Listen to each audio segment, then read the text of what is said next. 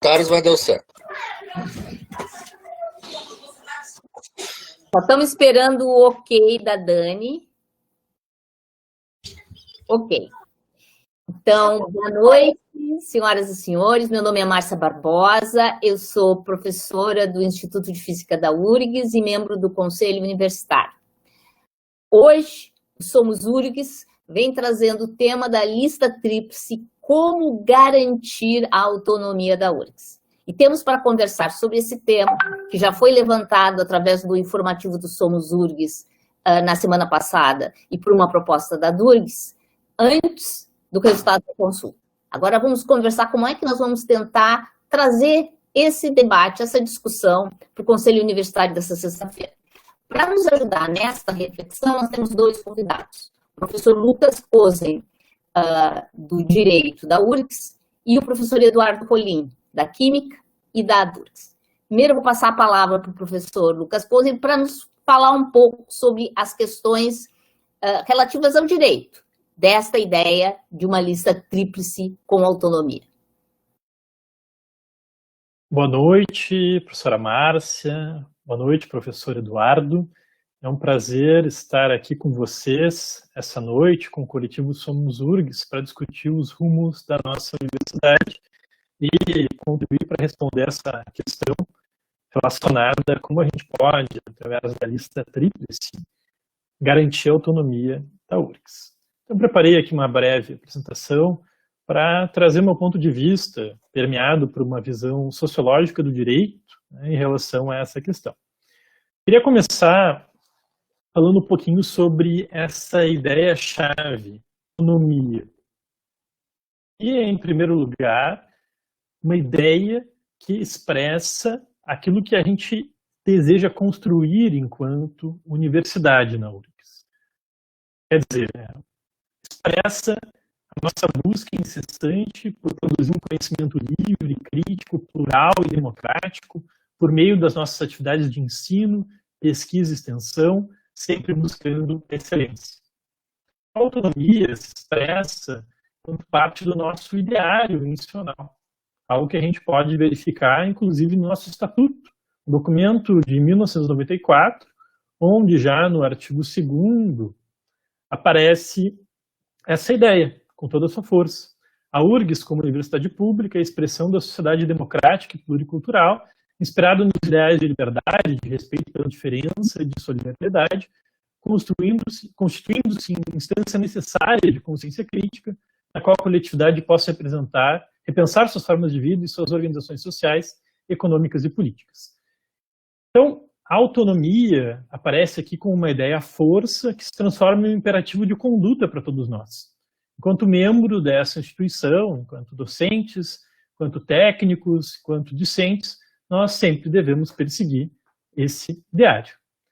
Mas do ponto de vista sociológico, pensando então no contexto social, onde essas normas, que eu vou discutir a seguir, operam, a busca pela autonomia é parte de um processo histórico, né? Um processo que diz respeito não só à URGS, mas também a outras tantas instituições que conformam aquilo que a gente pode denominar de campo científico no Brasil. Há várias universidades de pesquisa no Brasil, a URGS, a Federal de Minas Gerais, a Federal do Rio de Janeiro, a Universidade de São Paulo, a Unicamp, a Unicinos, a PUC, enfim, universidades de pesquisa que estão no centro do nosso campo científico. Ao longo de muitas e muitas décadas, várias gerações construíram essas instituições. Também fazem parte do nosso campo científico outras tantas instituições, como, por exemplo, o CNPq, a CAPES, a FAPESP, né? Todas elas têm uma missão em comum, que é justamente garantir que se possa contar na sociedade brasileira com um espaço de produção de conhecimento autônomo. Autônomo em que sentido? Autônomo como livre de certas pressões e condicionantes de outros campos sociais, de outras esferas da vida social. Então é claro que a universidade não está em uma posição apartada da política, da religião, né, do direito, enquanto instituições que conformam o nosso sistema jurídico, da economia. Nós estamos submetidos a essas pressões o tempo inteiro, né? O tempo inteiro. Então, nós não somos independentes em relação a essas forças que vêm desses outros campos, mas nós precisamos sempre buscar manter a nossa autonomia, aquilo que nos é específico, né? Atualmente, quando a gente está discutindo todas as questões relacionadas à pandemia, a gente percebe a importância disso, né? De o conhecimento científico poder ser produzido de maneira autônoma, livre dessas pressões econômicas e políticas. Instituições como a PUC, a Unicinos, por exemplo, estão sujeitas, por conta das suas mantenedoras, a pressões que vêm do campo religioso. A gente sabe que, muitas vezes, o Judiciário, o Ministério Público buscam interferir nos rumos da universidade. A gente sabe que muitos projetos da universidade estão sujeitos a pressões econômicas de toda sorte e, enquanto Universidade Federal, a URGS, especialmente, está sujeita a pressões que vêm do campo político e que podem consistir em ameaças à sua autonomia, mas podem também fortalecer essa autonomia.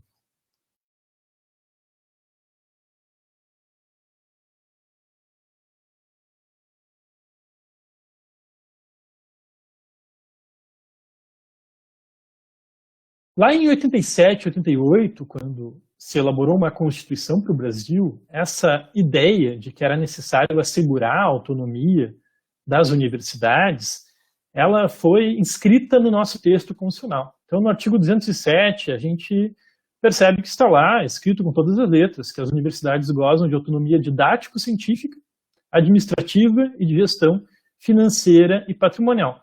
Todas elas, né? Não só as federais, não só as públicas, todas elas precisam dessa autonomia para que possam cumprir a sua função na sociedade brasileira.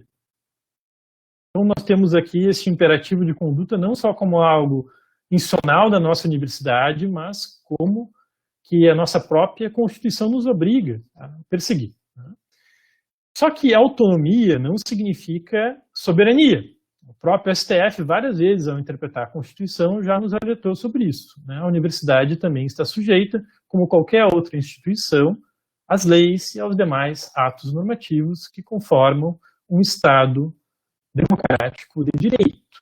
Então não podemos esquecer disso, né? Que também o direito confere um marco dentro do qual nós podemos exercer essa autonomia. Se a gente pensar no papel de algumas instituições que estão vinculadas ao nosso sistema acadêmico, ao nosso sistema científico, como, por exemplo, o Conselho Nacional de Educação e o INEP, a gente vai lembrar que essa autonomia não é plena, né? Nós precisamos, por exemplo, nos nossos cursos, seguir as diretrizes curriculares estabelecidas pelo Conselho Nacional de Educação, nós estamos sujeitos a processos avaliativos do INEP, né? Mas sempre nesse processo, a própria comunidade acadêmica ela se apresenta como um ator fundamental. Então, quando a gente olha especificamente para a realidade das instituições federais de ensino superior, e quando a gente se debruça no assunto dessa noite, que é a escolha dos dirigentes das instituições federais de ensino superior, a gente deve lembrar do quanto nós já avançamos em relação ao pilar da autonomia didático-científica, mas o quanto ainda há muito para se avançar em relação à autonomia financeiro-patrimonial. Basta a gente lembrar as instituições de ensino superior paulistas, por exemplo, estaduais, né, que já avançaram muito mais do que as federais em relação a essa questão financeiro-patrimonial. E, é claro, a gente precisa avançar bastante ainda na questão da autonomia normativo-administrativa, pilar da nossa autonomia que está relacionado diretamente com a questão do processo de escolha dos nossos. A URGS, como uma instituição federal de ensino superior, é parte da chamada administração pública. É uma entidade da administração pública federal indireta, uma autarquia. É assim que a gente se refere às universidades no direito administrativo. Ela é mantida pela União e se submete a um regime jurídico especial que vale para as diferentes entidades da administração pública federal. Por exemplo, nós sabemos bem, né, que é necessário respeitar os princípios e regras do direito administrativo. As nossas carreiras são reguladas por uma lei específica, mesmo assim, por exemplo, nós temos que seguir a legislação que se aplica a todos os servidores públicos federais. Na parte de compras, por exemplo, nós precisamos seguir a legislação que diz respeito às licitações e assim sucessivamente. Então, algo sempre importante de a gente lembrar que o direito administrativo molda as decisões que a gente pode tomar dentro da universidade, portanto, que os nossos órgãos administrativos podem tomar. A universidade, enquanto entidade da administração pública federal indireta, também está sujeita a um poder especial que a gente denomina de tutela administrativa, que é exercido pelo MEC, que é o ministério que tem justamente essa atribuição de exercer essa supervisão em relação às universidades públicas federais. Então, é papel do MEC, por exemplo, verificar em um processo como o de escolha dos dirigentes se nós estamos seguindo em Constituição a legislação federal. É papel do MEC verificar se os nossos dirigentes estão capacitados para essa tarefa de assumir a gestão da universidade. É papel do MEC também colaborar para proteger a autonomia da universidade em relação a pressões ilegítimas vindo de instâncias da vida social. O MEC, enquanto administração pública, tem um papel em relação à autonomia da universidade, que a gente simplesmente não pode esquecer, porque isso é parte do marco jurídico. Então, na governança das instituições federais de ensino superior, está presente o MEC, está presente todo esse marco jurídico que vem do direito administrativo, mas está presente também um princípio da Constituição que faz com que o nosso regime jurídico seja especial em relação a esse pilar da nossa autonomia, que é justamente a autonomia administrativa e normativa, que é a base da nossa gestão. Essa ideia está expressa no artigo 206, inciso 6 da nossa Constituição, é a noção de gestão democrática do ensino público. Então, as universidades não são geridas diretamente pelo MEC, elas precisam ser autônomas e, para serem autônomas, elas precisam ser geridas democraticamente. O que significa a gestão democrática do ensino público? É a grande questão. E nós temos uma resposta na legislação vigente. Essa resposta está justamente em uma lei que estrutura o nosso sistema de ensino, que é a Lei de Diretrizes e Bases da Educação, a Lei 9.394 de 1996. Lá no artigo 56, vai estar estipulado algo extremamente importante para a gente compreender como se dá o processo de escolha dos dirigentes de uma universidade federal. Lá vai estar preconizado que é um dever de todas as instituições federais de ensino superior instituir órgãos colegiados deliberativos. Então, as principais decisões das universidades vão ser tomadas não por uma pessoa que exerce um cargo, como, por exemplo, o cargo de reitor, mas sim por órgãos colegiados deliberativos. Esses órgãos devem ter, de acordo com a LDB, participação da comunidade institucional, nossa comunidade acadêmica, com seus diferentes segmentos, docentes, técnicos e discentes. E deve também contar com participação da comunidade local e regional. O nosso órgão colegiado deliberativo máximo na URGS, o CONSUM, conta justamente com representação dos 3 segmentos da nossa comunidade institucional e com representação de outros atores da nossa comunidade local e regional. A LDB também vai estipular que 70% dos assentos nesses conselhos devem ser ocupados pelos docentes. O nosso conselho universitário cumpre também, satisfaz também este requisito. Então, a gente pode dizer que, de acordo com a LDB, o principal órgão de uma universidade federal é o seu colegiado máximo. É, no caso da URGS, o Conselho Universitário.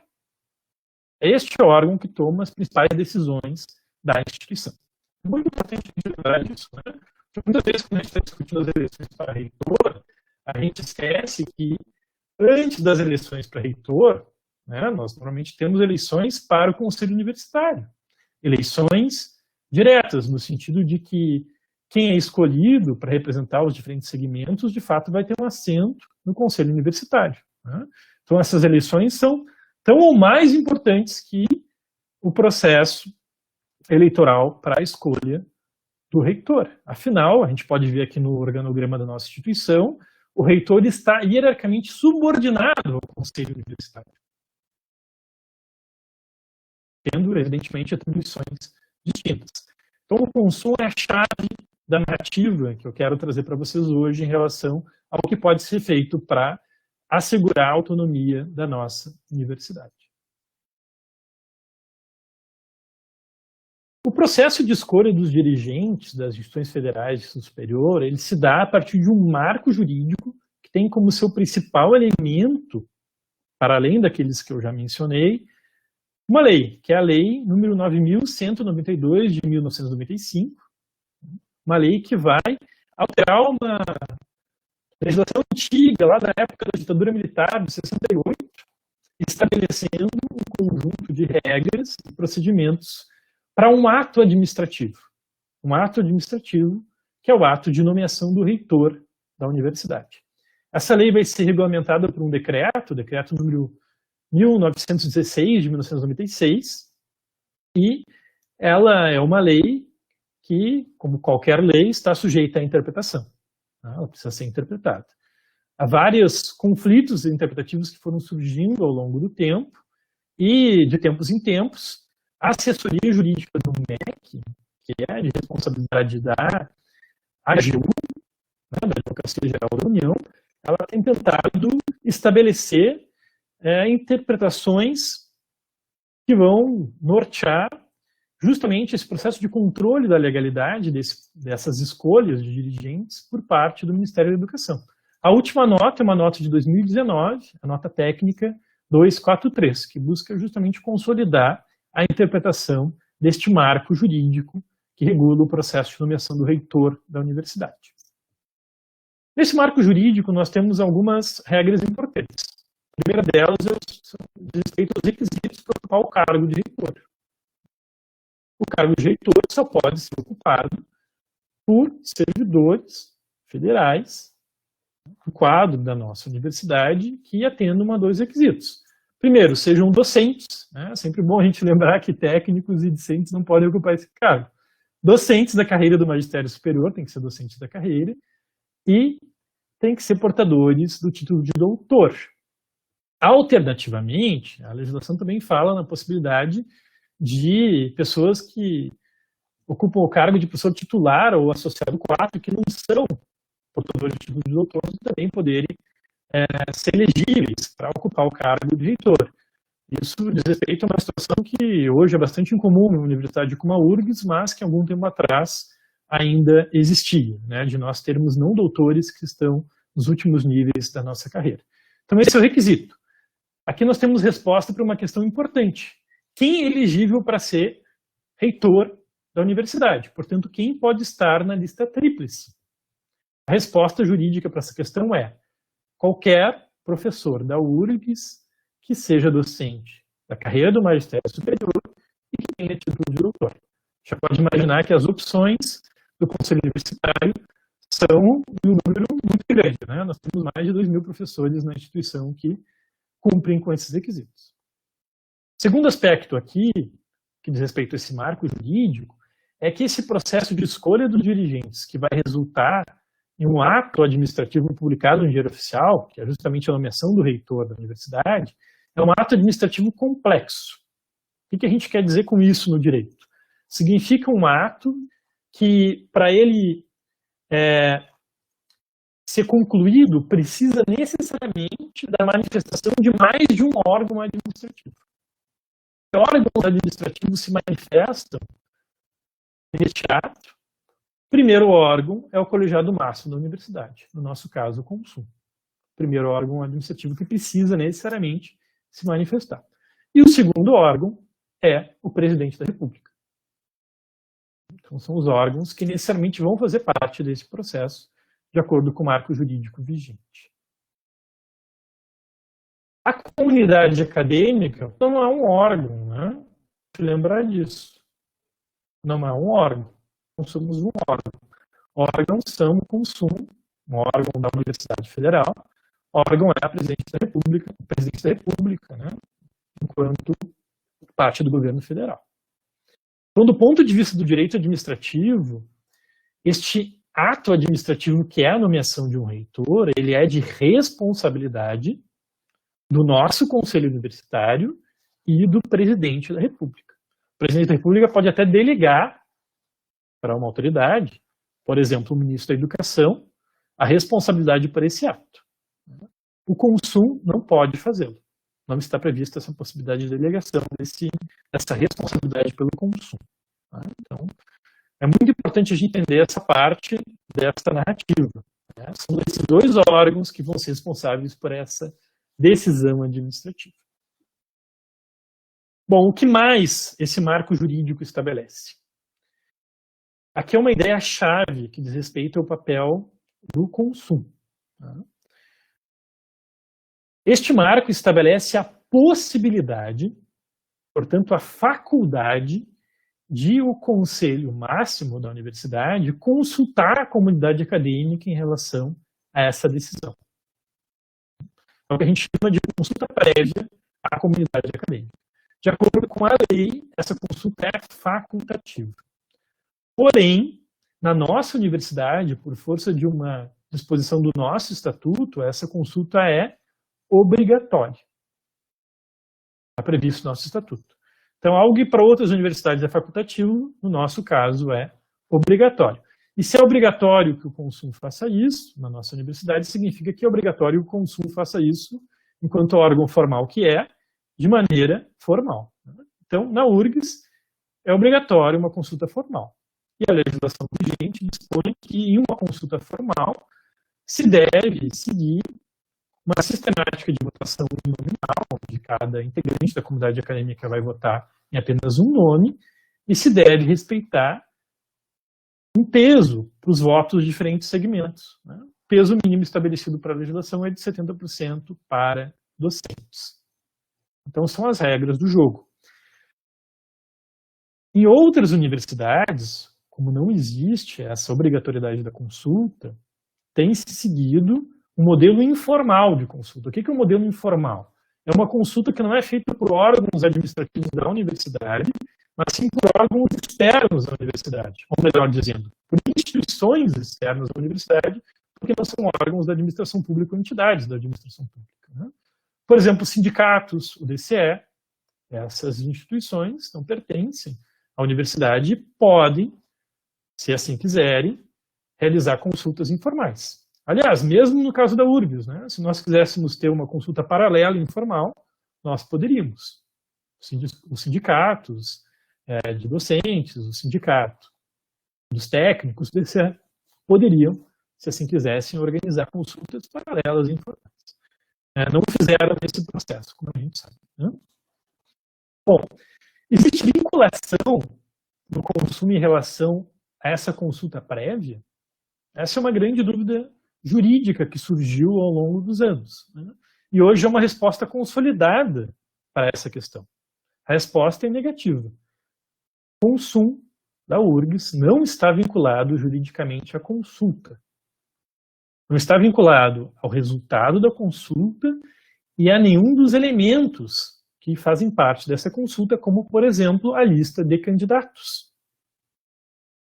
Essa posição está consolidada naquela nota técnica que eu mencionei anteriormente. Essa posição também está consolidada na jurisprudência dos tribunais. E, como eu vou mostrar, também é a posição que vem sendo seguida pelo próprio governo federal nos últimos atos de nomeação. Então, é algo consolidado hoje. Não existe vinculação. Aliás, é por isso que se chama consulta. Consulta é uma forma de a comunidade expressar a sua visão, mas ela não vincula a decisão do Conselho Universitário. Outras regras que nós temos em relação a essa parte que corresponde ao Conselho Universitário nesse ato de nomeação do reitor. É dever do Conselho Universitário, está estabelecido na legislação, organizar uma lista tríplice. Uma lista tríplice é uma lista de 3 nomes para o cargo de reitor. Essa lista deve ser organizada em uma votação uninominal, portanto, cada conselheira tem um voto na reunião do Conselho Universitário que vai organizar essa lista, e deve votar em uma pessoa para o cargo de reitor. Além disso, vai se fazer um escrutínio único. Então, todos os votos vão ser computados em um único escrutínio, e os 3 mais votados, os 3 com mais votos, vão, então, os 3 nomes compor essa lista tríplice. Esse é o procedimento previsto na legislação. O nosso estatuto também vai dizer que para esta eleição no Conselho Universitário nós temos uma votação secreta. Então nós não temos como saber na prática em quem cada um dos conselheiros e conselheiras votou. Isso é uma regra na nossa instituição. Também é importante lembrar que os votos têm o mesmo peso, né? Então, dentro da eleição do consumo, o voto de um discente, que é representante do corpo discente do consumo, né? O voto da Márcia, o voto do Eduardo, tem exatamente o mesmo peso, peso 1, né? O peso absoluto aqui, na ponderação de votos. E é dever do consumo encaminhar essa lista tríplice para o governo federal, para o Ministério da Educação, até 60 dias antes do fim do mandato, né? Também é uma regra que o nosso Conselho Universitário precisa cumprir. São essas as regras. Quem é elegível nessa votação do consumo? Essa pergunta que não quero calar nesse momento, né? Precisam ser os mesmos candidatos que se apresentaram para a consulta prévia? A resposta jurídica é não. Como eu dizia antes, não há essa vinculação jurídica entre a consulta e a reunião do consumo. O que pode existir, e é salutar que assim aconteça, é um vínculo político, né? Se espera de conselheiros como a Márcia, como o Eduardo e outros tantos que nos acompanham, que de fato façam valer a vontade da comunidade acadêmica. Mas isso não é uma regra jurídica. Então ninguém pode entrar na justiça, né, entrar com uma ação judicial contestando a decisão do Conselho Universitário por não ter feito isso. Até pode ingressar com essa ação, mas certamente vai perder, né? Não vai encontrar, ao final do processo judicial, uma decisão que possa satisfazer a sua pretensão. Por fim, nós temos as regras que norteiam a segunda parte desse ato administrativo, que é a escolha do presidente da República, né? A escolha do presidente da República é discricionária. O presidente da República não precisa informar os motivos que o levaram a escolher um nome em detrimento de outro. Mas essa escolha está limitada pela lista tríplice. Então o presidente não pode, como é o caso de outras escolhas, por exemplo, a escolha do Procurador-Geral da República, né? Não pode tirar outros nomes da cartola. Ele precisa seguir essa lista preparada pelo Conselho Universitário. Então, se isso confere um poder para o presidente de fazer uma escolha, também estabelece limites para essa escolha.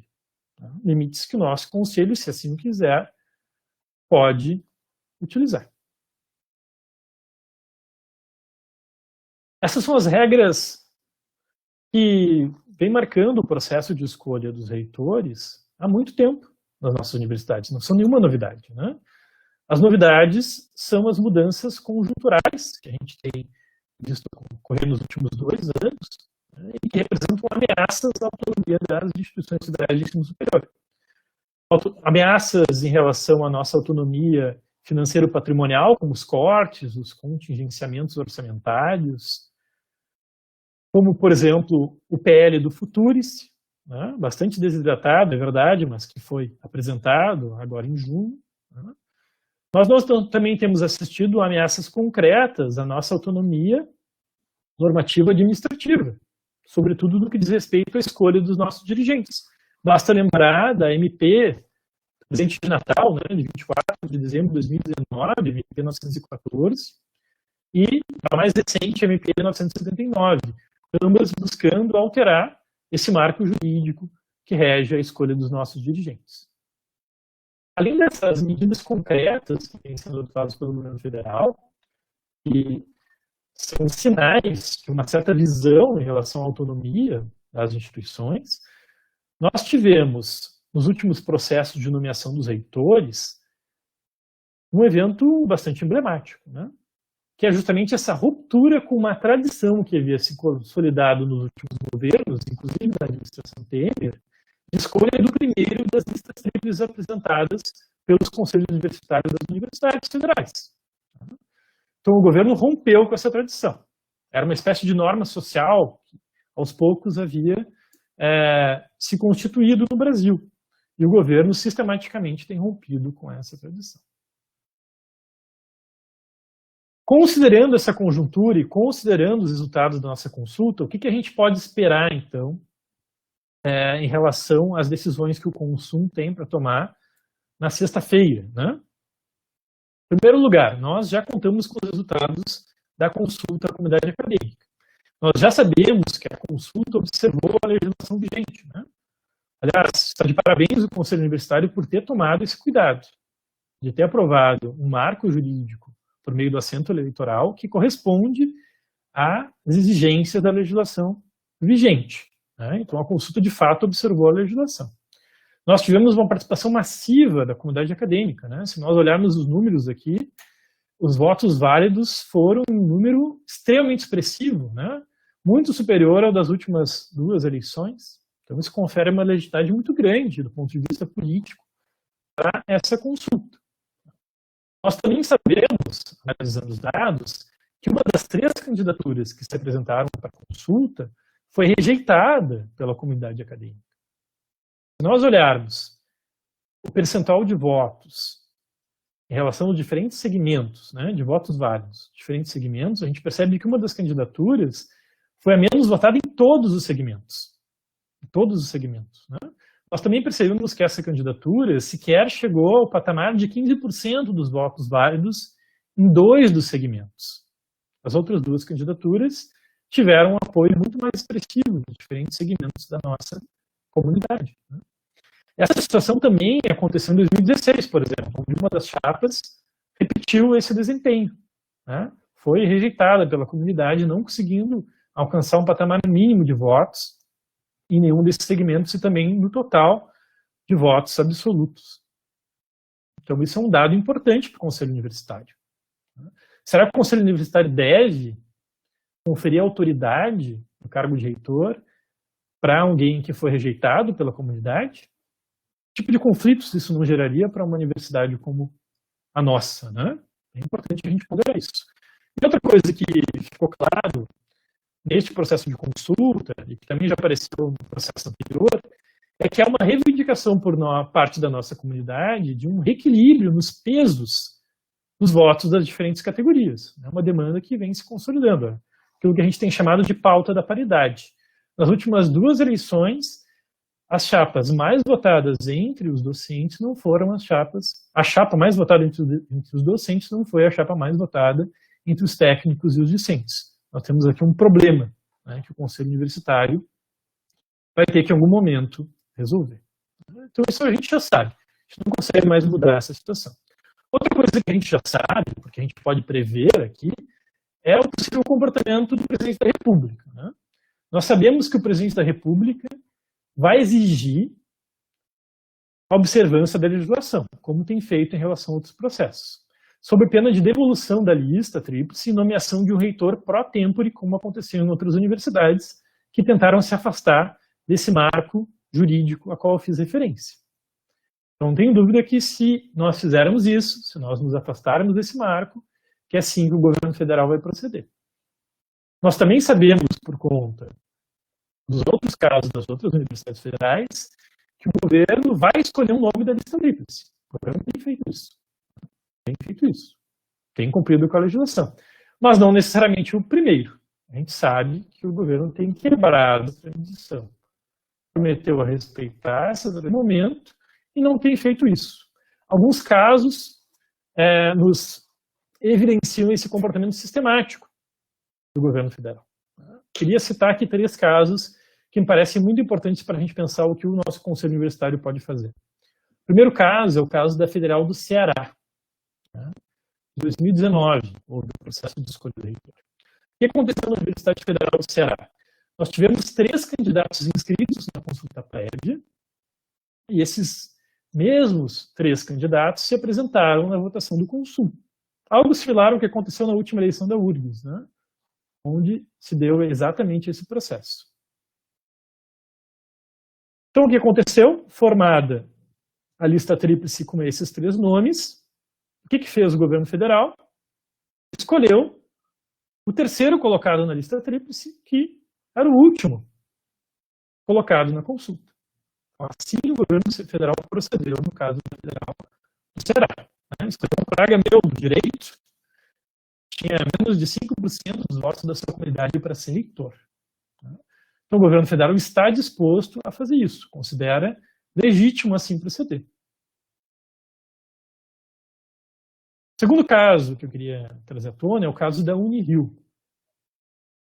Na Unirio, o que aconteceu? Nós tivemos 2 candidatos inscritos na consulta prévia. Uma situação similar ao que aconteceu na nossa universidade em 2012, né? Quando nós tivemos também apenas 2 candidatos. Só que, para a votação do Consul, 4 candidatos se inscreveram. Como isso foi possível? Porque antes da votação, o Consul, seguindo o que está previsto na legislação, abriu, então, a oportunidade de apresentação de candidaturas de qualquer docente que cumprisse os requisitos previstos na legislação, C da carreira e C doutor. E o que aconteceu na votação do Consul?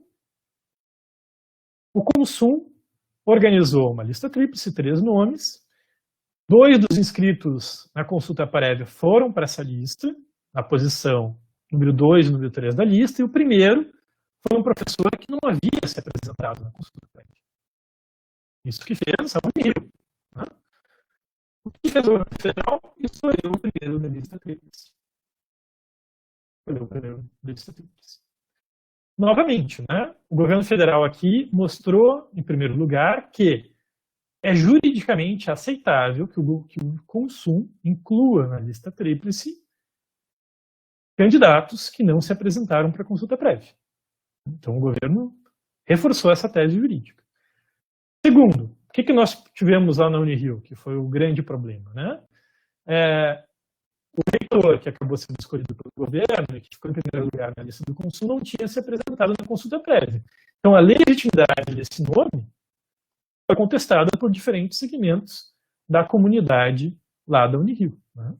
Então, é uma situação que me parece indesejável do ponto de vista político, ainda que admissível do ponto de vista jurídico, porque tende a enfraquecer a autoridade do reitor. Né? Então, esse foi o caso da Unirio. E o terceiro caso que eu queria aqui trazer à tona é o caso da Federal de Pernambuco, também em 2019. Na Federal de Pernambuco, 5 candidatos se inscreveram na consulta para reitor. Inclusive, teve segundo turno. Né? No segundo turno, se apresentaram 2 candidatos, claro, os 2 mais votados no primeiro turno, e apenas o mais votado se inscreveu novamente durante a janela que foi aberta entre a consulta e a votação do Consul para participar da votação no Conselho Universitário. Apenas o mais votado se inscreveu, juntamente com outros 2 nomes que também se inscreveram e que não tinham participado da consulta. O Conselho Universitário fez o quê? Colocou em primeiro lugar na lista aquele candidato que tinha passado pela consulta, que tinha obtido o primeiro lugar, né? E o primeiro da consulta, o primeiro da lista tríplice, acabou sendo escolhido pelo governo federal. Então, novamente aqui nesse caso, a gente vê que o governo federal concordou, admitiu a tese jurídica de que é possível inscrever novos nomes depois da consulta, antes da reunião do Conselho Universitário que vai elaborar a lista tríplice. Então, o que cabe ao nosso Consul fazer, terminando a minha apresentação? Já passei bastante do tempo, inclusive. Né? Em primeiro lugar, me parece que cabe ao Consul observar a legislação. Nós não podemos dar margem para a contestação do nosso processo na esfera judicial. Né? É claro que sempre existe a possibilidade disso acontecer, mas nós não podemos, digamos assim, oferecer argumentos que permitam que ações judiciais possam ter sucesso na arena judicial. Então é necessário observar a legislação. O que significa observar a legislação? Significa também oportunizar a possibilidade de inscrição de candidaturas antes da votação a ser feita na reunião do dia 17 do Conselho Universitário. Isso significa cumprir com a legislação. Porque se nós não fizermos isso, o risco é o processo ser contestado por nós estarmos vinculando juridicamente a reunião do consumo e a votação, que nela vai ocorrer, com a consulta. Então, a primeira coisa que me parece que o Conselho Universitário precisa tomar o cuidado de fazer. Segunda coisa, é claro que para a legitimidade da decisão do Conselho Universitário é necessário considerar a manifestação da comunidade acadêmica, né? Considerar, portanto, os resultados da consulta. Como cada conselheiro vai interpretar esses resultados, É uma questão que eu não me atrevo a responder. Isso é com cada um de vocês, né, que vão depois ser cobrados politicamente por conta da sua postura, evidentemente. Né? E terceira questão, nós temos uma tradição na URGS, né, uma tradição que tem servido não só para as eleições para reitor, mas também para os processos de escolha dos diretores de unidades, certo? Essa tradição significa colocar em primeiro lugar na lista tríplice o vencedor da consulta. Uma tradição que vem sendo seguida sistematicamente na nossa universidade há muito tempo. Devemos romper com essa tradição? É a hora de quebrar essa tradição? Temos alguma razão para fazer isso? Quebrar com uma norma social que foi construída e que hoje serve como imperativo para a conduta de todos nós, seja nas unidades, seja no conselho universitário? Me parece que não. Então é isso, em síntese, que eu proponho como resposta para a questão que instigou o nosso debate dessa noite. Como garantir a autonomia da URGS, observando a legislação de modo a oportunizar a inscrição de candidaturas antes da votação do consumo, considerando a manifestação da nossa comunidade acadêmica tão expressiva e mantendo a tradição de posicionar o vencedor da consulta em primeiro lugar da lista. Obrigado. Obrigado, Lucas. Agora eu queria convidar para a sua manifestação o professor Eduardo Rolim, que traz esse debate desde lá do começo, foi a primeira pessoa que pontuou essa possibilidade de uma autonomia na lista tríplice. Boa noite, colegas de toda a universidade que devem certamente estar nos assistindo. A lista de transmissão da Durgs também colocou no ar a transmissão. Eu acho importante que todo mundo assista, porque esse é um debate que nos interessa. Eu evidentemente não vou ter a brilhanteza jurídica do professor Lucas, porque eu sou de uma área bem diferente da dele, né? Eu e a professora Márcia somos lá do Campus do Vale, da área da Química e da Física. Mas eu tenho uma vantagem em relação ao professor Lucas, eu e a Márcia, no caso. Nós já temos alguns anos a mais na universidade e já vivenciamos esse processo aí algumas vezes. Eu diria que eu tenho a felicidade ou a infelicidade, eu não sei, mas de ter verificado, de ter participado de praticamente todos os eventos eleitorais da URGS desde que a redemocratização aconteceu. Então vamos contar 85 para cá, leia-se 88 para cá. 88 eu era estudante dessa universidade e participei ativamente da campanha daquela pessoa que ganhou a eleição, que por sinal faleceu este ano, professor Alceu Ferraro, da Faculdade de Educação. Naquela altura lá, em 1988, nós estávamos vivendo um período de redemocratização do país, de muita efervescência política. Então nós, jovens, eu era muito jovem na época, tinha meus 19 anos, nós que participávamos do movimento estudantil, assim como os colegas que participavam do movimento docente, da ADURGS, era presidente da ADURGS na época, agora a minha memória já me falha, mas um dos dois certamente era, e os dois são meus amigos, o professor Cláudio Scherer, da Física, o professor Sérgio Nikolaevski, da Agronomia, um dos dois era o presidente, eu não lembro mais qual, mas certamente a ADURGS foi muito importante nesse processo lá, assim como a SURGS também. E uma coisa importante daquele processo de 1988, eu diria que é o processo mais traumático que teve na história da URGS, da redemocratização para cá, bem entendido. Porque nós tivemos depois disso o processo de 92, 96, 2000, 2004, 2008, 2012 e 2016 para chegar onde nós estamos hoje. Em todos esses processos aí, que foram de 1992 para cá, em todos eles, o primeiro colocado da lista tríplice foi escolhido pelo presidente da República. Com variantes várias aí. Eu não vou ficar exaustivamente falando disso, até porque não é uma aula de história, aqui é uma discussão sobre um processo político. Mas nós tivemos casos, e eu vou dar alguns exemplos até para corroborar o que disse o professor Lucas. Em 1996, a professora Vrana Panizzi, que foi nossa reitora reeleita, a primeira reitora mulher, a primeira reitora reeleita da URGS, ela foi candidata única. e, portanto, foi eleito, obviamente. E o Conselho Universitário teve que introduzir mais 2 nomes nessa lista, como o professor Lucas colocou em algum caso. Em outros processos, a tradição, é verdade, disse bem o professor Lucas, a tradição da URGS sempre foi, de 88 para cá, com exceção de 1996, aliás, de 92 para cá, com exceção de 96, sempre os 3 primeiros colocados da consulta, eles eram colocados como membros da lista tríplice, participantes dela. E eu diria para o professor Lucas e para todo mundo que está nos ouvindo que muitas vezes por sorte, porque na realidade essa regra eleitoral que foi criada pela lei 9192, ela é uma regra absolutamente absurda, porque ela diz o seguinte, como já foi dito pelo professor, que cada conselheiro, da sua cabeça, a seu bel prazer, vai votar em um único nome secretamente. Então, como é que é possível a gente ordenar uma lista tríplice desse jeito? Tem 2 maneiras de fazer. A verdadeira e a não necessariamente verdadeira que acontece na prática.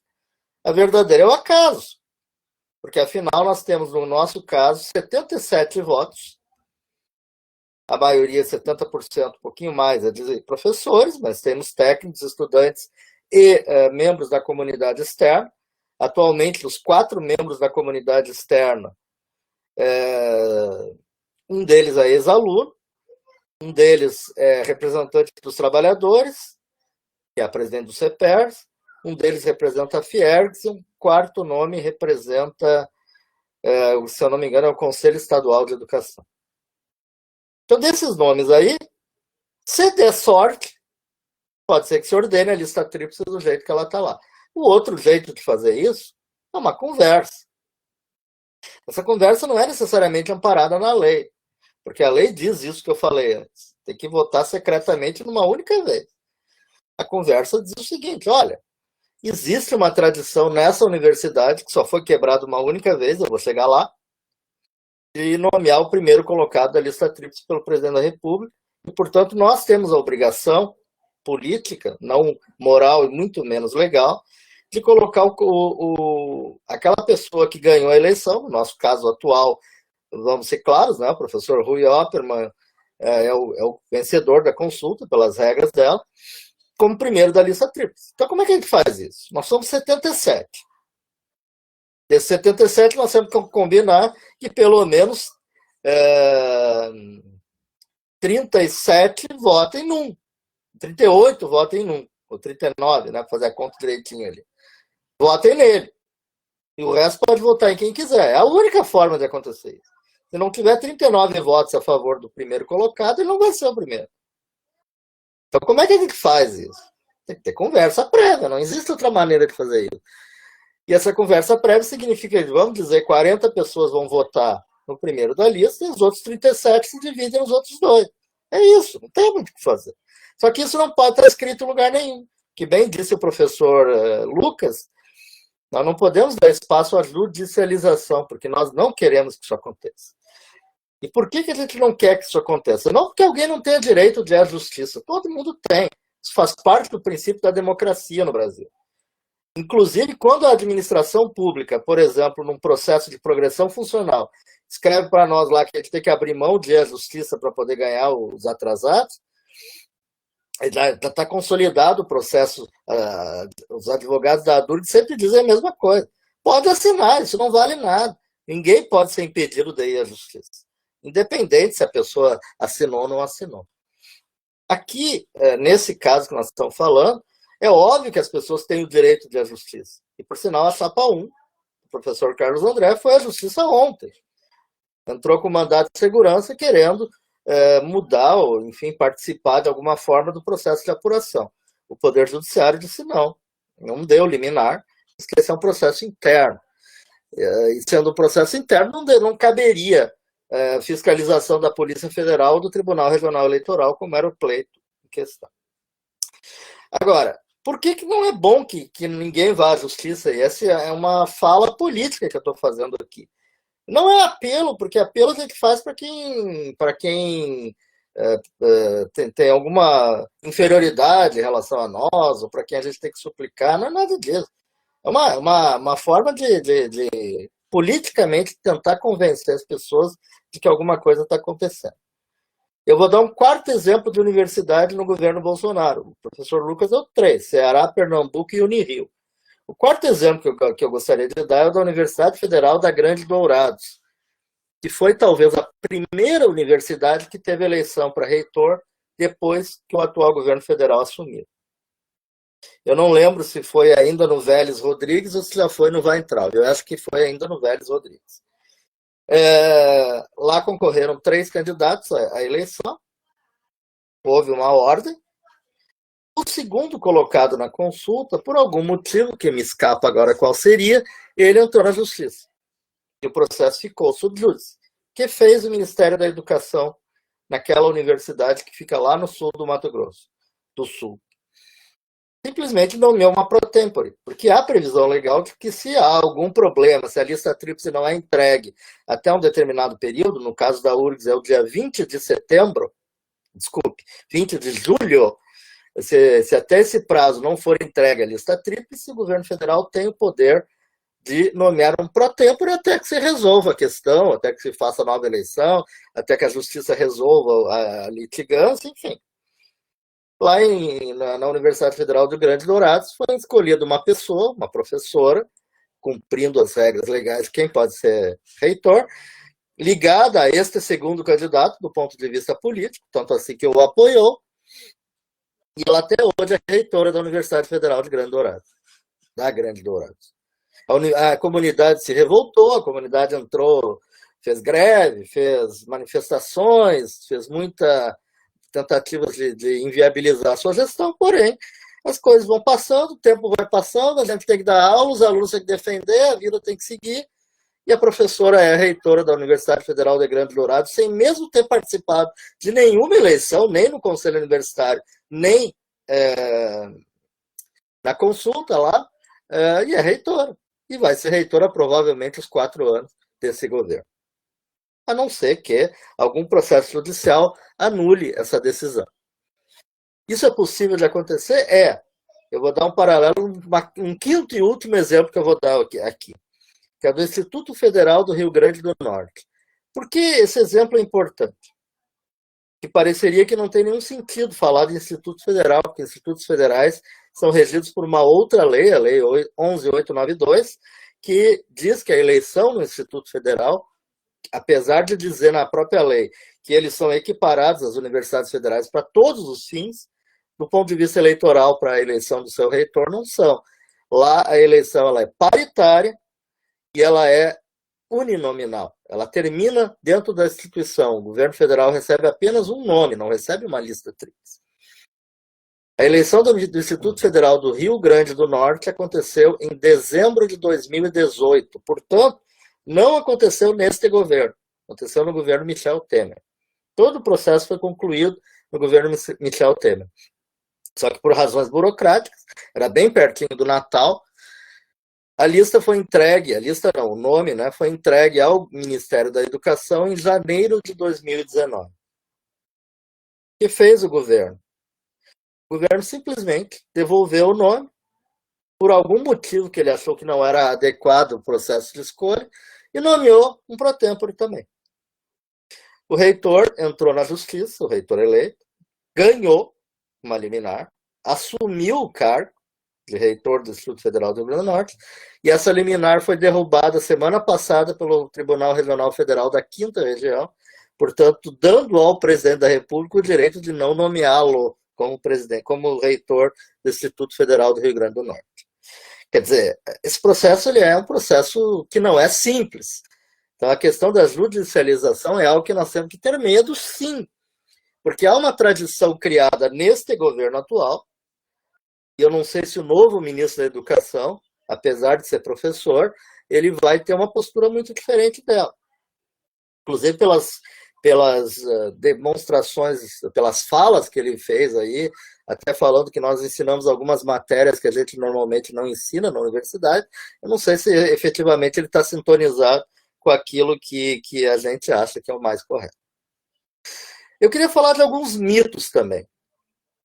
Primeiro é o mito de que a URGS sempre teve o primeiro da lista nomeado. Não é verdade. Em 1988, nós estávamos regidos por uma outra legislação, não era essa da lista tríplice, era uma legislação da ditadura, aquela, como falou o professor Lucas, da lei de 1968. Portanto, valia uma lista sextupla. Então, nós tivemos uma eleição muito bonita naquela altura, como eu disse, era um período de grande efervescência política, e a pessoa que ficou em terceiro colocado na lista, colega da professora Márcia, já falecido também, o professor Gerhard Jacob. O professor Gerhard era uma pessoa extremamente qualificada. Ninguém há de duvidar da capacidade do professor Gerhard, tanto de ser físico, quanto de ser um acadêmico importante, principalmente com a sua capacidade de gestão administrativa. Porém, o professor Gerhard fez uma coisa, e eu presenciei com esses olhos que até há de comer um dia, a cerca de 4 ou 5 metros dele, quando no RU do Campos do Vale, num dos debates que teve naquela campanha, foi feita uma pergunta por alguém, eu não lembro mais quem, acho que era técnico administrativo, que disse assim, o que o senhor vai fazer se for nomeado e não for o primeiro da lista? O senhor vai aceitar? Todos os 6 candidatos, todos não, eu acho que dos 6, 4 disseram que não iam aceitar, e o professor Gerhard, eu não vou dizer que Deus o tenha, porque não faz parte da minha maneira de pensar isso, mas enfim, que esteja bem lá onde esteja, ele disse na minha frente, na frente de 400, 500 pessoas, eu dou minha palavra de professor universitário que eu não assumo. Isso aí saiu, inclusive, na RBS TV, da época, e ficou muito complicado para ele gerir a Universidade Federal do Rio Grande do Sul, tanto é que o fez durante 2 anos, até virar membro do presidente do CNPq, mas sempre com muita contestação. Um bando de estudantes, entre eles eu, fez o diabo naquela história lá. A gente pichou o conselho universitário, a gente invadiu a sala do conselho universitário no dia que ele ia tomar posse, e dissemos, ninguém vai tomar posse aqui, ninguém entra, ninguém sai. Aí nós fomos retirados daquela sala por gás lacrimogêneo, pela brigada militar que invadiu a URGS e derrubou a porta do conselho com machado, e jogou gás lá para dentro, nos tirou mano militar e de lá. Inclusive, vários de nós responderam processo na justiça por causa disso.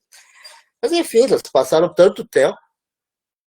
Um deles, inclusive, virou procurador-geral do Estado, e assim a vida segue. O fato é que aquilo foi uma instabilidade. Essa instabilidade só aconteceu na URGS? Não.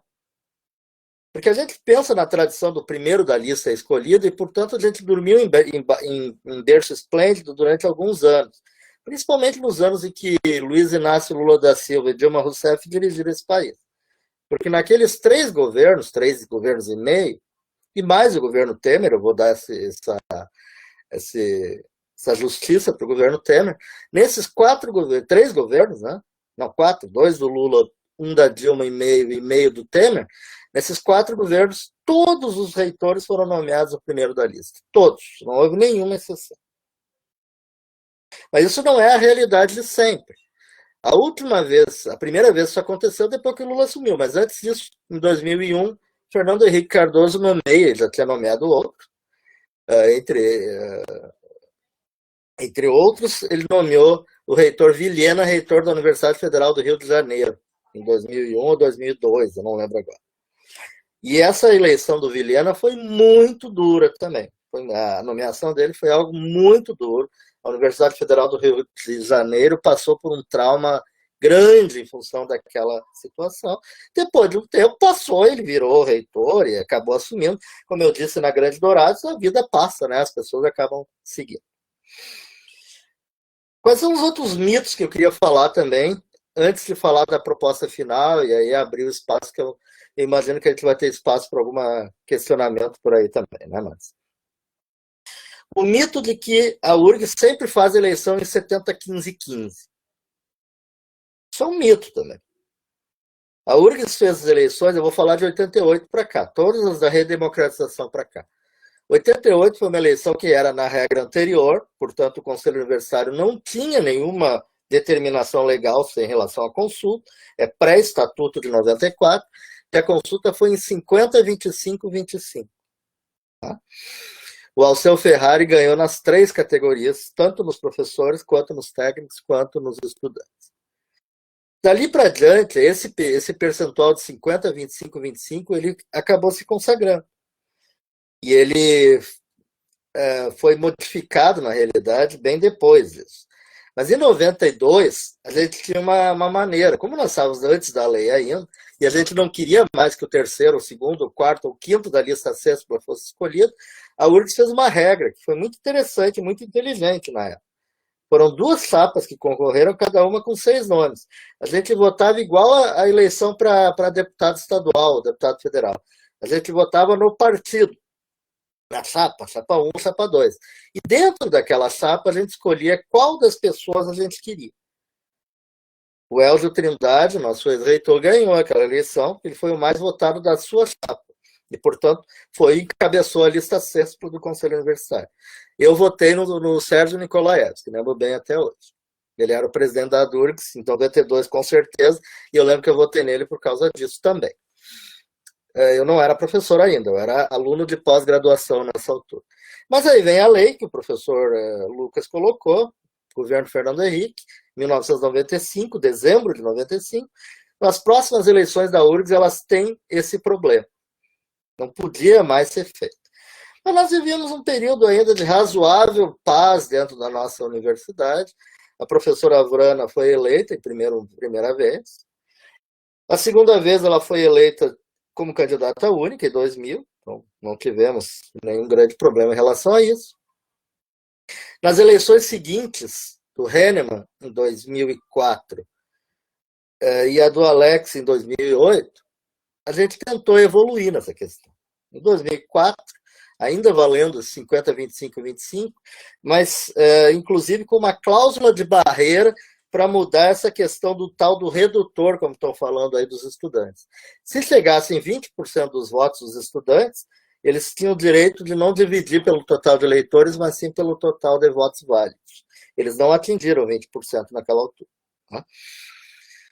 A eleição de 2008 é a eleição talvez paradigmática da dificuldade que a gente passou a ter. Aí vem 2008, 12, 16, 20, onde nós estamos agora. Em 2008, eu era presidente da Durgs, o tempo andou, já tinha feito meu doutorado, tinha voltado, era professora há um bocado de tempo, e eu era presidente da Durgs. E junto com a direção da Surgs e a direção do DCE, chamamos os 4 candidatos. Alex, Vrana, Carlos Schmidt e um quarto nome que eu não tenho certeza mais, minha memória já está ficando difícil, né? Os cabelos brancos estão atrapalhando.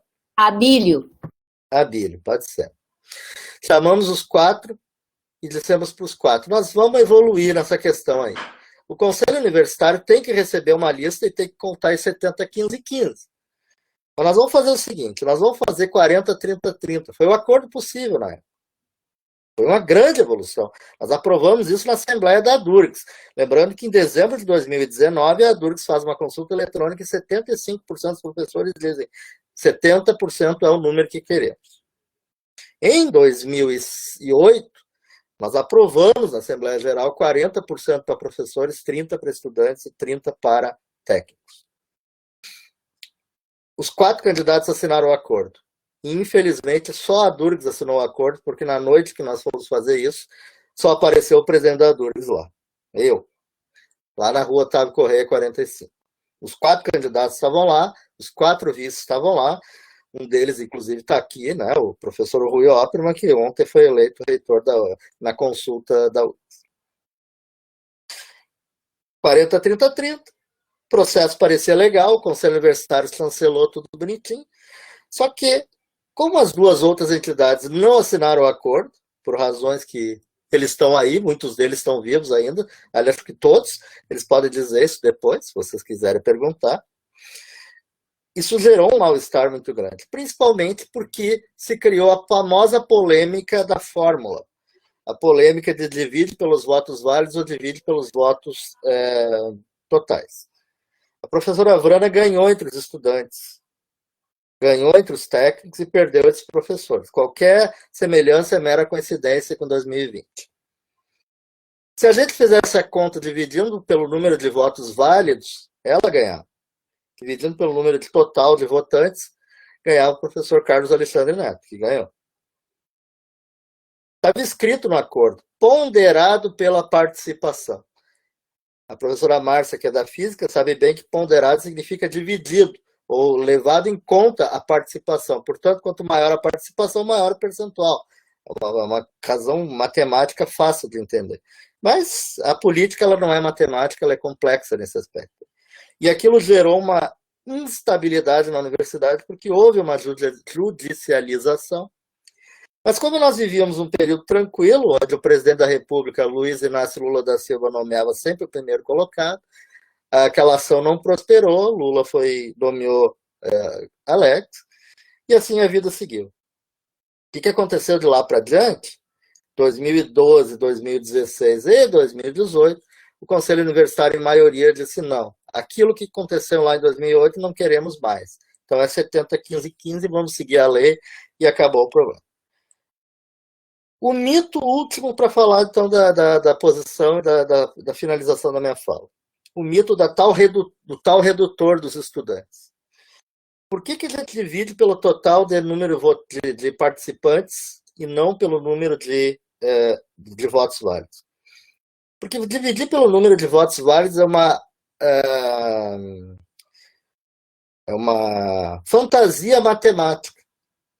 Porque, na realidade, significa que independe do número de pessoas que votam, vale a proporção das três chapas. Pode votar 1, 10, 15, 1000, 100%.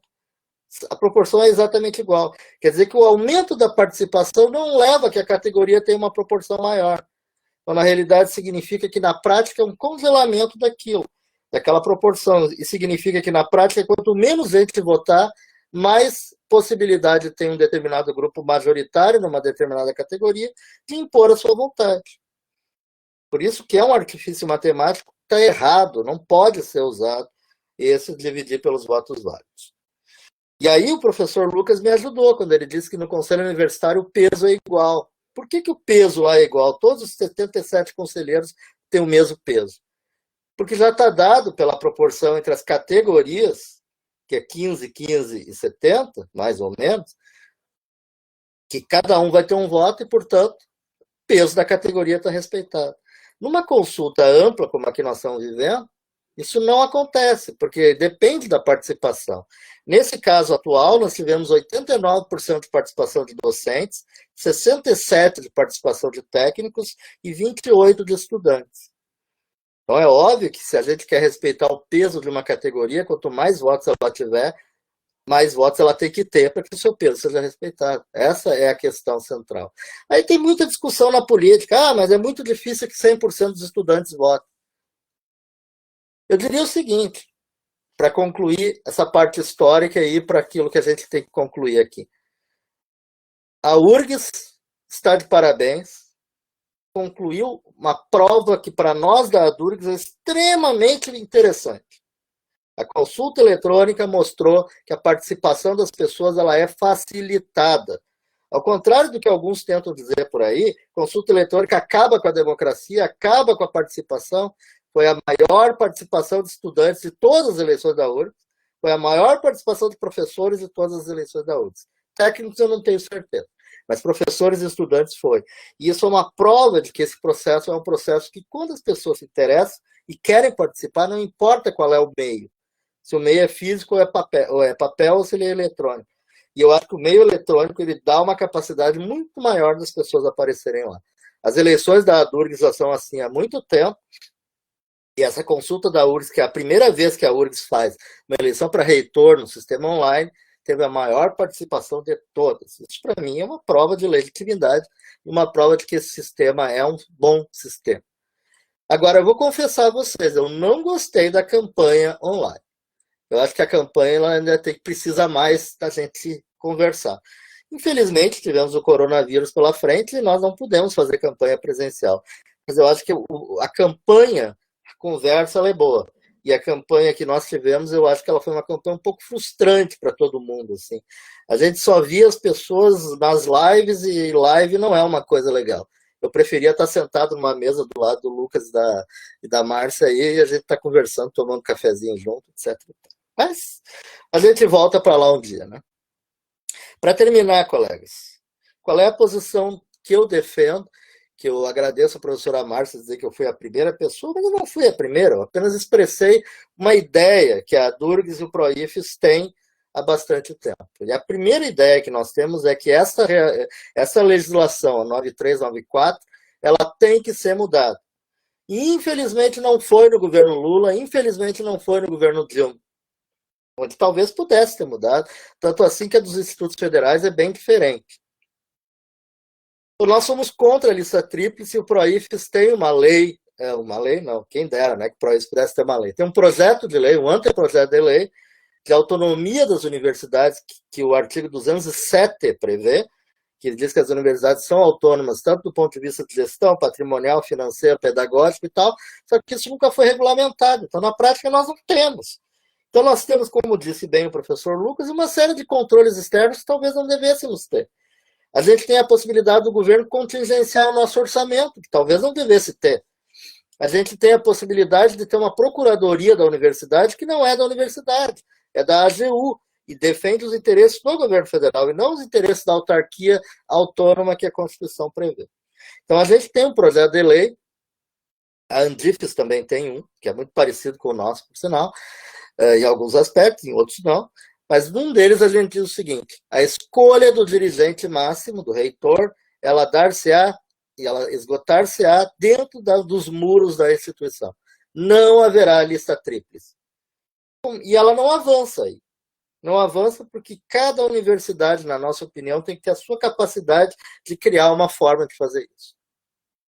Se alguém disser que eu sou defensor da paridade, eu vou pegar o documento, aquele de 2008 lá, que eu sou defensor do 7015, e vou pegar aquele documento de 2008 que está assinado por mim e vou mostrar para todo mundo.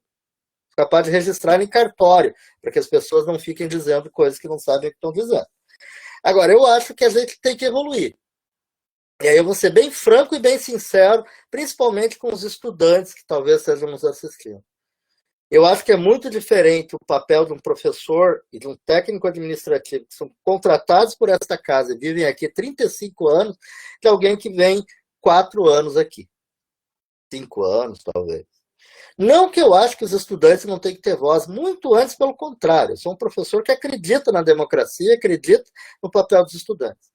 Agora, eu não acho que só os estudantes sozinhos possam eleger o reitor da universidade.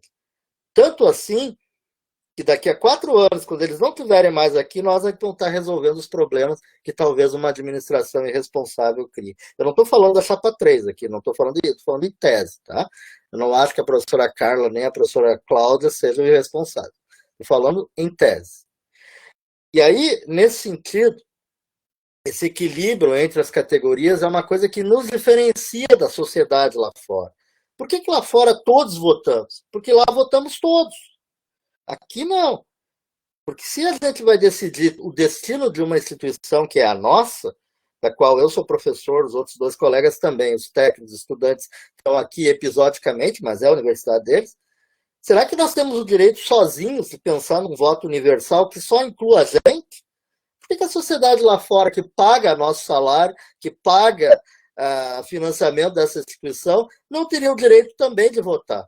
Então, se é para ter voto universal, vota toda a cidade de Porto Alegre. Os pobres, os ricos, os brancos, os negros, todo mundo da cidade tem que votar, porque senão nós somos uma corporação à parte disso. Agora, se a gente entende que não, as pessoas de lá, de fora, elas não têm a dimensão para entender como que está funcionando aqui dentro da universidade, então aí nós entendemos que não necessariamente tem que ser uma transposição direta, que aquilo que acontece lá fora tem que necessariamente acontecer aqui dentro. Por isso que eu acho que a paridade como instrumento, ela tem que ser debatida com muito cuidado. Ela tem que ser avaliada com muito cuidado. Para terminar, professora Márcia, eu queria dizer para o professor Carlos André, que eu espero que esteja nos assistindo, e a professora Carla Miller, que eu também espero que esteja nos assistindo, que eu parabenizo os 2 por ter participado do processo, conheço os 2 pessoalmente, os 2 são sócios do sindicato que eu faço parte da direção, eu acho que são pessoas de muito respeito, que têm todo o direito, a legitimidade de ter participado do processo e ajudaram, né? Ajudaram no debate, cada um com as suas opiniões. Eu não vou esconder que eu votei no professor Rui, até porque se eu fosse esconder eu estaria mentindo, porque o meu nome está lá na lista de apoio. Mas eu acho que a campanha que fez a professora Carla, que fez o professor Carlos André, são campanhas legítimas, tem muita razão em algumas coisas. Talvez a derrota feia que teve a chapa vencedora entre os estudantes tenha que ser explicada, a gente tem que entender o porquê que isso aconteceu. Certamente o professor Rui e a professora Jane devem estar refletindo sobre isso nessas últimas 24 horas, mas eu diria para os dois colegas, Carlos André e Carla, se estiverem nos assistindo, que eles têm a responsabilidade desse processo. É deles hoje a responsabilidade maior desse processo. E aí, infelizmente, não vai ter como tirar deles. Né? Porque se a gente tiver um processo judicializado que impeça que o reitor escolhido pela consulta tome posse lá em 28 de setembro, essa responsabilidade vai ser de quem está na justiça. Então, ninguém vem dizer aqui, a consulta teve 70, se tivesse paridade, não precisaria ter entrado na justiça, não teria interventor. Não. A consulta foi feita segundo as leis, segundo as regras. Então, se alguém entrar na justiça de agora até 28 de setembro, é dessa pessoa que nós vamos cobrar uma possível intervenção ao modelo do que aconteceu lá na Universidade Federal da Grande Dourado. Eu espero que isso não aconteça. Eu espero que, se os dois colegas decidirem, junto com seus grupos de apoio, que é deles a responsabilidade, portanto, não se apresentarem na sexta-feira, os dois são conselheiros, né? Tanto Carlos André quanto a Carla são conselheiros, eles podem ir lá e dizer, até na sessão que vai ter de manhã, quando eu e a Márcia vamos tomar posse como conselheiros da nova gestão, eles podem ir lá e dizer, olha, nós achamos que a consulta tem que ser respeitada, assim como a Durgues disse, assim como o Somos URGS está dizendo, assim como muita gente está dizendo. Então, nós não vamos participar dessa consulta, vocês, nós, né, eles que fazem parte do Conselho Universitário, vocês, por favor, escolham aí 3 pessoas ligadas ao projeto vencedor. Para mim, essa seria a melhor solução. E ainda com eles dizendo o seguinte, nós não vamos à justiça, não vamos aceitar que ninguém faça isso, e nós vamos enviar uma carta para o presidente da República dizer que o reitor tem que ser o professor Rui Oppermann que ganhou a consulta. Esse é o ideal dos mundos. A gente faria a sessão de sexta-feira em 15 minutos, depois ia todo mundo para sua casa na sexta-feira de noite e viver feliz. Não sei se isso vai acontecer. Eu li o manifesto da Chapa 3, que saiu essa madrugada, ela reconhece a derrota, isso eu acho muito meritório, e cumprimenta a professora Carla e a professora Cláudia por terem escrito o que escreveram, mas elas não foram além, elas não disseram isso que eu estava dizendo agora há pouco. E o professor Carlos André, em nenhum momento da campanha, colocou-se nessa ideia de poder sair da disputa se não for o primeiro. Ele ainda dizia, e aí, obviamente, que eu sei que a retórica e a política faz parte de tudo isso. Eu não vejo razões para que o primeiro não seja nomeado. Ele falou isso em quase todos os debates, falou nos debates oficiais, falou lá na Durgues também. Só que, infelizmente, a gente vê motivos e a gente vê que esse governo não nomeia o primeiro necessariamente. Eu espero, sinceramente, que se a gente não chegar a um acordo, que só depende deles, não depende de mais ninguém, mas se os dois colegas acharem que eles têm que se apresentar, bom, nós vamos escolher a lista tríplice. É bem provável, conhecendo o Conselho Universitário como eu conheço, que a ordem da lista tríplice seja exatamente a mesma ordem que teve o resultado oficial da consulta, e eu espero que a gente seja capaz de, como universidade única, termos unidade para todos dissermos para o presidente da República, para este ministro, não sei se ele vai ser ministro ainda até setembro, né, nesse governo a gente não sabe, mas para este ministro da Educação, que a gente quer que o primeiro seja nomeado, porque a gente não quer instabilidade na Universidade Federal do Rio Grande do Sul. Ela é a melhor universidade federal do Brasil por 8 anos, porque ela é uma universidade que foi capaz de se construir com dificuldades, com acertos, com muitos erros também, mas ela foi capaz de se construir graças aos professores, aos técnicos, aos estudantes que ela tem. E aí, ela quer continuar a fazer isso. Então, eu sinceramente espero que a gente possa, em 29 de setembro, começar uma nova gestão e discutir a questão, vários pontos como que ele está sendo proposto pelo reitor, e nós vamos cobrar dele, que ele chame uma estatuinte e a gente discuta, mas não uma estatuinte para discutir paridade. Isso é uma das coisas. Eu quero uma estatuinte para discutir uma universidade nova, uma universidade com menos entraves burocráticos, com mais modernidade, com mais capacidade de interagir com a sociedade civil, com mais inclusão do que ela tem hoje. E para isso a gente precisa dessa estatuinte, mas não só para discutir a questão eleitoral. Só que vamos ser claros, e aí eu estou falando na frente do professor Lucas, que é do direito. Se a gente não mudar 93, 94, nós vamos fazer o que a gente quiser aqui na universidade, que daqui a 4 anos talvez a gente esteja debatendo a mesma coisa de novo, infelizmente. É por aí, professora Márcia. Eu acho que eu tentei contribuir, agora estamos aqui à disposição para aquilo que for necessário que o colega quiser. Obrigada, Eduardo. Eu vou aproveitar que tem uma série de manifestações vindas do Facebook, vou lê-las e depois retorno vocês para comentários sobre as manifestações. Pet Costa diz: tem sido tradição também replicar na lista tríplice o resultado das consultas à comunidade. Não, acredito que isso tenha sido uma provocação por ter dito que era uma tradição a gente respeitar a lista tríplice e, nesse sentido, está sendo provocado. Rafael Brum pergunta também, numa solução que busca estar em sintonia com a comunidade, quem seria o terceiro nome a ser indicado? Que legitimidade teria ele se fosse nomeado? Quer dizer assim, ó, se a gente for fazer uma lista tríplice, que o primeiro colocado seja o candidato a reitora, segundo colocado na lista a vice-reitora, quem seria o terceiro nome da lista e que legitimidade maior teria esse terceiro nome do que qualquer uma das outras duas candidaturas? Porque isso é mais democrático. O Lourenço Felim diz,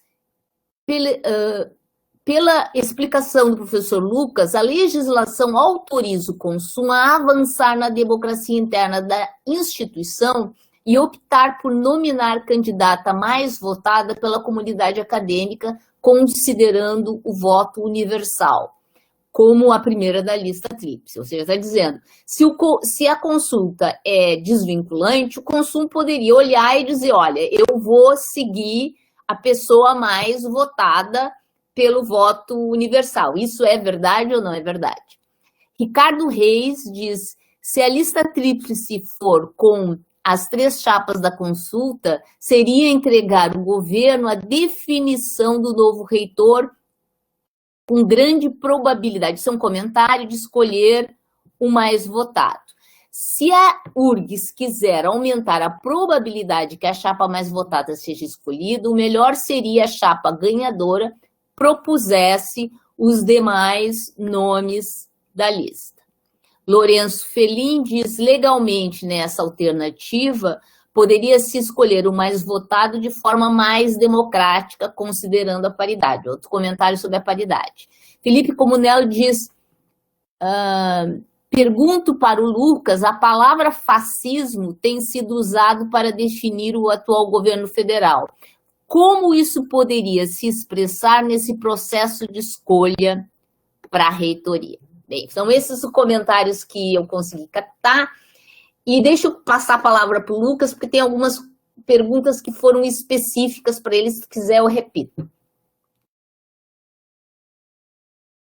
Bom, vamos lá.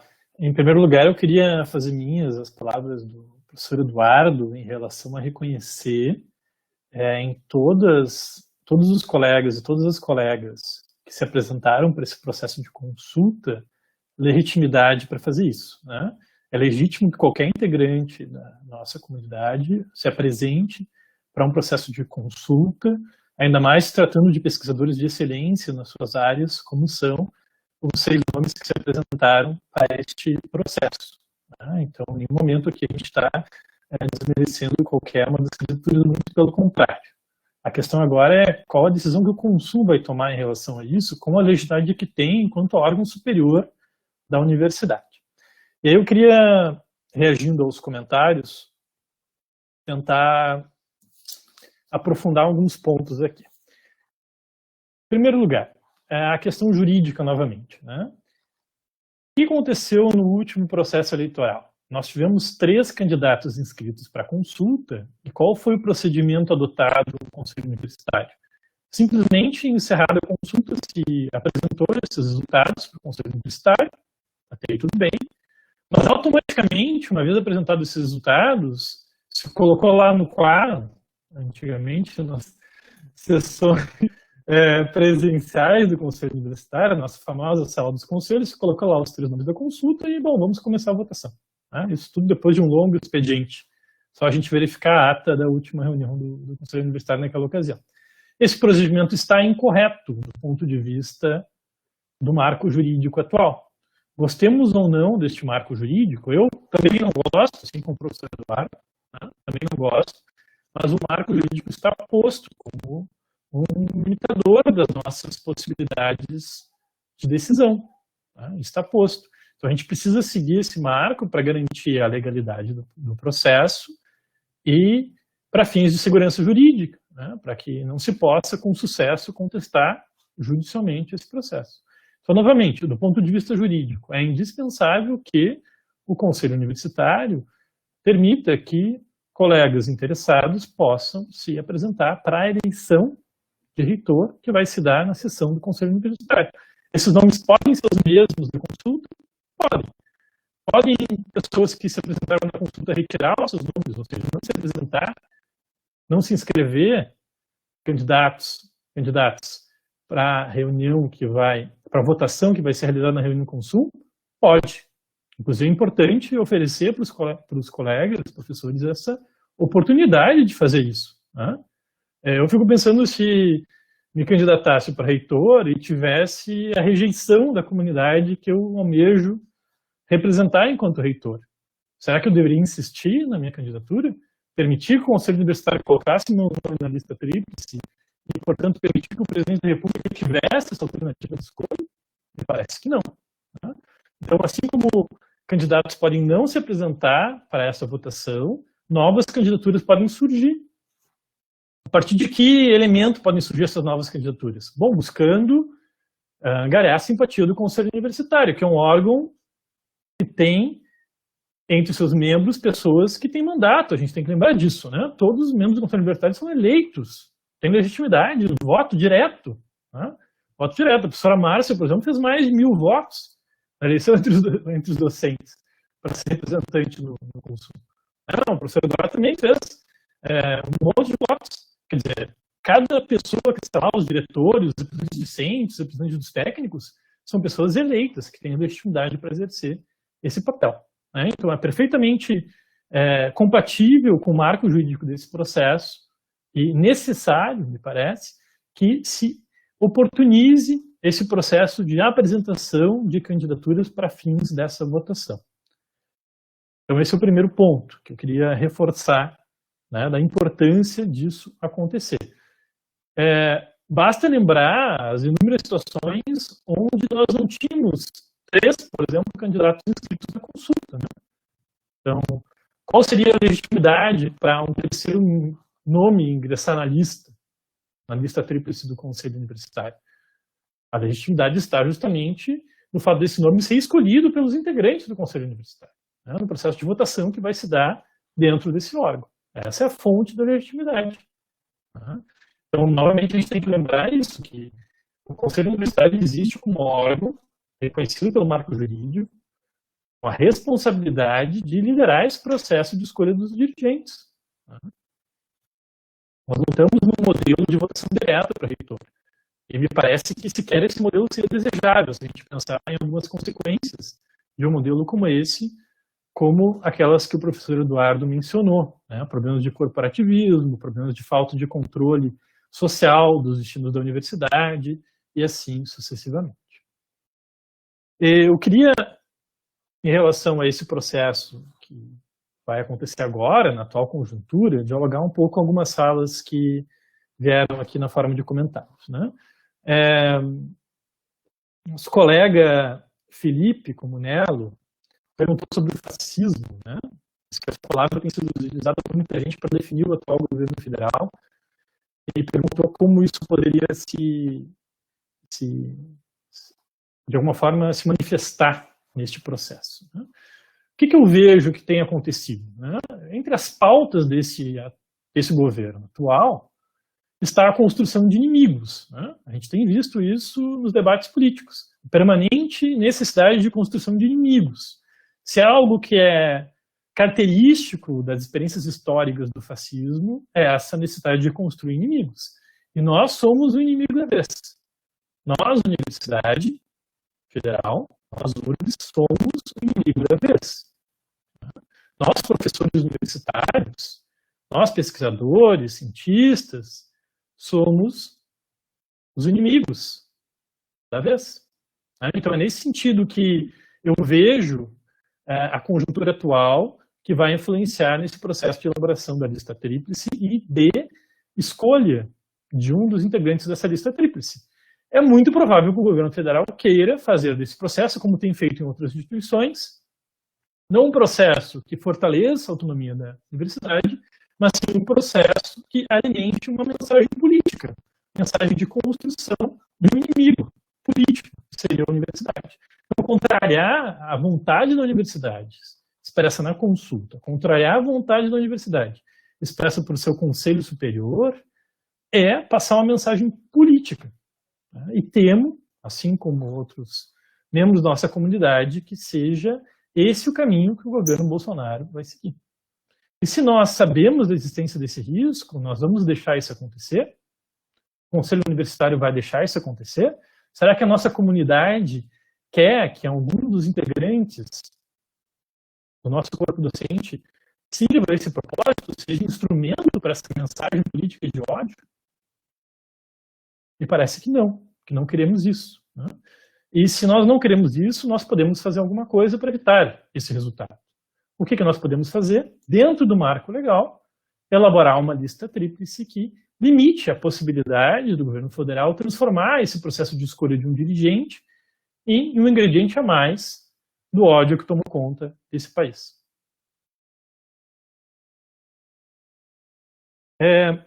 Algumas questões foram colocadas aqui que dizem respeito a diferentes escolhas que o Conselho Universitário pode fazer em relação à elaboração da lista tríplice. Né? Algumas pessoas perguntam o que significaria um avanço maior na democracia, né? O que seria mais legítimo. São questões políticas, né? Não são questões jurídicas. São questões políticas que vão ter que ser resolvidas pelo Conselho Universitário. O Conselho Universitário é um órgão político, é um órgão que precisa fazer a boa política. E a boa política, como mencionava o professor Eduardo, é a política da conversa, a política da negociação, a política dos acordos, a política da busca da construção de consensos. Né? Então, que consensos políticos podem ser construídos nesse momento pelo Conselho Universitário, que possam fazer com que a lista tríplice seja resultado da vontade da nossa comunidade.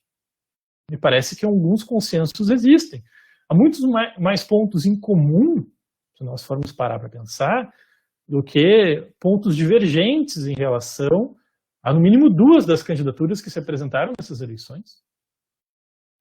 Será que não é possível construir pontos de convergência a partir disso?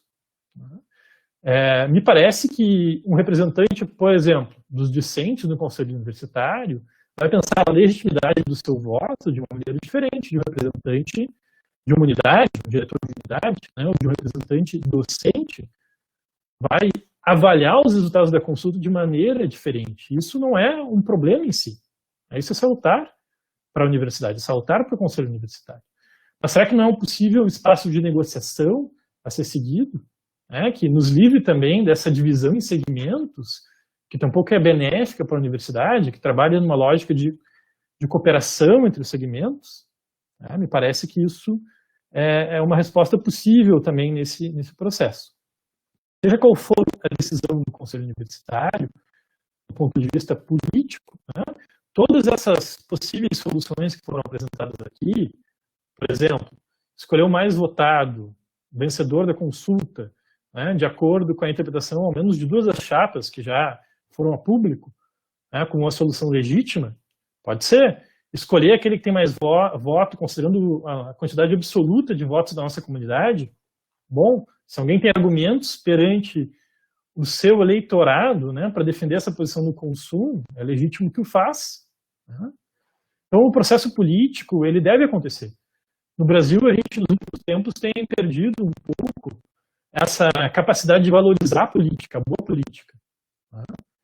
Eu acho que precisamos retomá-la e o Conselho Universitário pode nos ofereceu uma lição positiva nesse sentido. Eu acredito muito na capacidade de pessoas como a professora Márcia, o professor Eduardo e outros líderes políticos importantes da nossa universidade de construir esses consensos possíveis, assim como na capacidade dos candidatos que se apresentaram de participar desse processo, dialogar uns com os outros, né, e com seus respectivos grupos políticos, para que a gente possa ter uma lista tríplice que seja legítima, que seja a expressão dos nossos anseios por autonomia e que nos livre de ficar refém desse discurso de ódio em relação às universidades.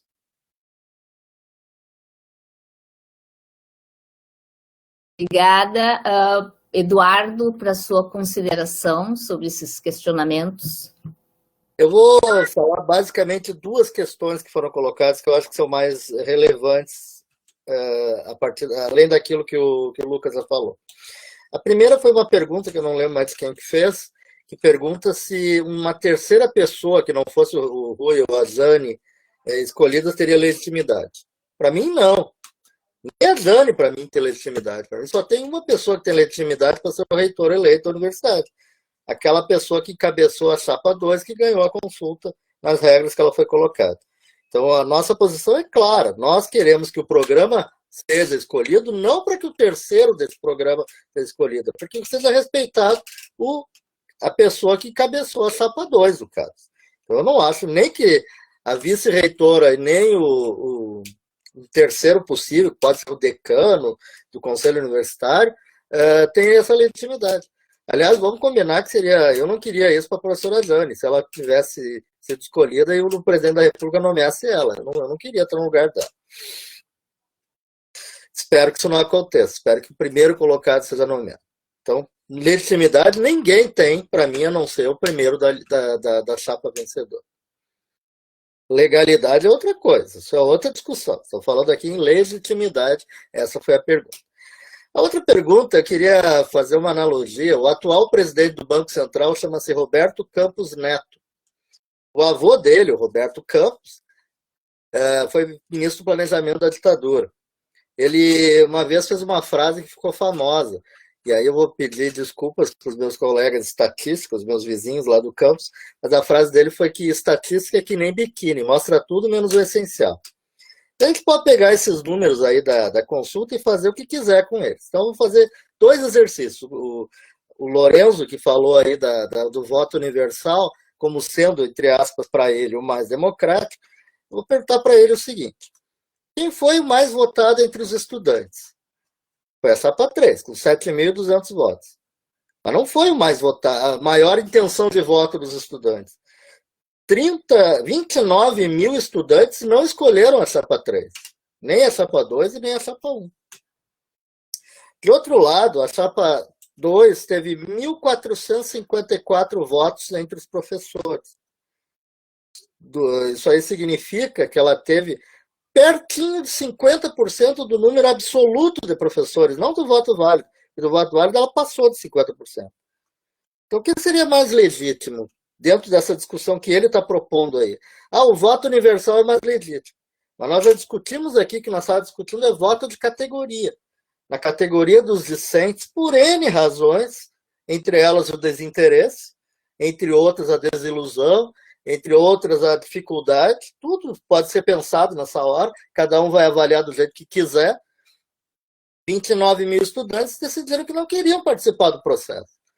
Então, uma chapa foi amplamente vitoriosa nela, e eu já disse, inclusive, que a chapa 2 tem que pensar porque perdeu com tanta diferença lá, mas ela, entre os professores, teve mais de 50% dos votos válidos. O que é mais democrático? É uma pergunta. Qualquer um pode fazer a conta que quiser fazer. Eu acho, já disse isso antes, que o voto universal só dos membros da universidade não é democrático. Eu não concordo com ele. Eu acho que é muito diferente o que nós estamos fazendo aqui. As pessoas que têm compromisso de ficar 30 anos defendendo a universidade, eu falo entre professores e técnicos, com pessoas que têm muita legitimidade, que são para elas que a universidade existe, que são os estudantes, mas que têm com a instituição um compromisso que, em última análise, é de 4 anos, 5 anos, 6 anos.